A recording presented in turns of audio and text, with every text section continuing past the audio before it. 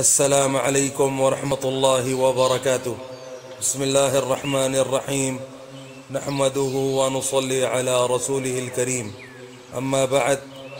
حضرت وہب بن قابوس رضی اللہ عنہ ایک صحابی ہیں جو کسی وقت میں مسلمان ہوئے تھے اور اپنے گھر کسی گاؤں میں رہتے تھے، بکریاں چراتے تھے۔ اپنے بھتیجے کے ساتھ ایک رسی میں بکریاں باندھے ہوئے مدینہ منورہ پہنچے۔ پوچھا کہ حضور صلی اللہ علیہ وسلم کہاں تشریف لے گئے؟ معلوم ہوا احد کی لڑائی پر گئے ہوئے ہیں۔ بکریوں کو وہیں چھوڑ کر حضور صلی اللہ علیہ وسلم کے پاس پہنچ گئے۔ اتنے میں ایک جماعت کفار کی حملہ کرتی ہوئی آئی۔ حضور صلی اللہ علیہ وسلم نے فرمایا، جو ان کو منتشر کر دے وہ جنت میں میرا ساتھی ہے۔ حضرت وہب رضی اللہ عنہ نے زور سے تلوار چلانی شروع کی اور سب کو ہٹا دیا۔ دوسری مرتبہ پھر یہی صورت پیش آئی۔ تیسری مرتبہ پھر ایسا ہی ہوا۔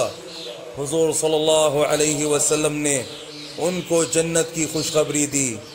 اس کا سننا تھا کہ تلوار لے کر کفار کے جمگٹے میں گھس گئے اور شہید ہو گئے۔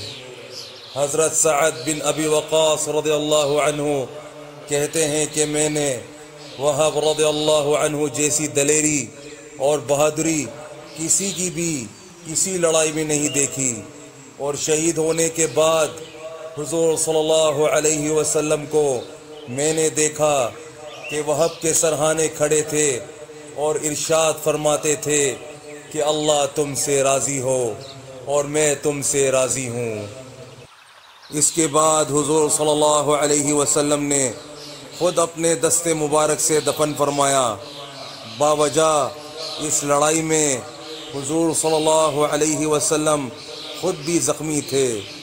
حضرت عمر رضی اللہ عنہ فرماتے تھے کہ مجھے کسی کے عمل پر بھی اتنا رشک نہیں آیا جتنا وہب کے عمل پر آیا۔ میرا دل چاہتا ہے کہ اللہ کے یہاں ان جیسا اعمال نامہ لے کر پہنچوں۔ ان پر رشک اس خاص کارنامے کی وجہ سے ہے کہ جان کو جان نہیں سمجھا، ورنہ خود حضرت عمر رضی اللہ عنہ اور دوسرے حضرات کے دوسرے کارنامے اس سے کئی بڑے ہوئے ہیں۔ بس میرے بھائی دوستوں، جو آج ہم نے پڑھا ہے سنا ہے، اللہ پاک ہمیں اسے سمجھنے کی، عمل کرنے کی اور دوسروں تک پہنچانے کی توفیق عطا فرمائے، اور حضور صلی اللہ علیہ وآلہ وسلم کے مبارک طریقوں پر چلنے والا بنائے۔